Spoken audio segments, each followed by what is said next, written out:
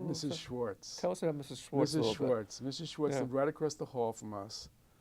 And her husband, who lived there, I don't have much memory of him except that my brother described him as picture Herman Munster.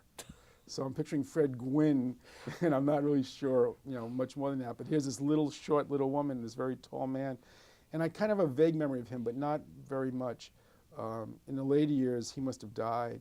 But Mrs. Schwartz would go and she would cook for all the neighbors. I remember she would make the best knishes in the world. And she'd make kasha varnishkis. And I mean, all she would do, it seemed like, was cook and give food to people. And, lovely young, not so young woman. But she had the energy of a young woman and would always be giving and giving and giving. And that was my neighbors. I grew up for years and years and years with her.